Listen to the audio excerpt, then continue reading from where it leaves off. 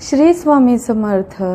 जर एखाद्या व्यक्तीवरती तुमचं मनापासून प्रेम आहे आणि त्या व्यक्तीचं देखील तुमच्यावर खूप प्रेम आहे, तुम्हाला दोघांनाही लग्न करायचं आहे, परंतु त्या लग्नासाठी घरचे परमिशन देत नाही आहे किंवा घरच्यांचा त्याच्यासाठी जर विरोध असेल, तर अशा वेळी तुम्ही कोणता उपाय कराल याबद्दल मी तुम्हाला सांगणार आहे.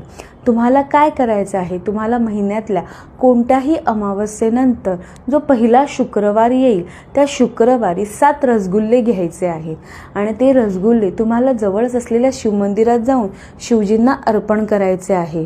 शिवाय तुम्हाला लाल पिवळ्या रंगाचा हा जो धागा दिसतो त्याला मौली म्हणतात, तो धागा घेऊन यायचा आहे आणि 108 वेळा ओम नमः शिवाय या मंत्राचा जप करत त्याला एक एक गाठ बांधायची आहे आणि असे 108 वेळा तुम्हाला मंत्र जप करताना 108 गाठी बांधायच्या आहे. आणि हा गाठी बांधून झाल्यानंतर हा जो दोरा आहे तुम्हाला शिवजींना अर्पण करायचा आहे आणि मनापासून प्रार्थना करायची आहे की तुमच्या लग्नामध्ये ज्या काही अडचणी येत असतील, जे काही विघ्न येत असतील, म्हणजे जे काही घरचे परमिशन देत नसतील ते तुमच्या बाजूने व्हावेत, तुमच्या लग्नासाठी ते संमती द्यावी, यासाठी शिवजींना मनापासून प्रार्थना करा. ते नक्की तुमची ही प्रार्थना ऐकतील आणि तुमचं लग्न निर्विघ्न पार पडेल. हा उपाय छोटा आहे, नक्की करून बघा आणि कमेंटमध्ये श्री स्वामी समर्थ लिहायला विसरू नका.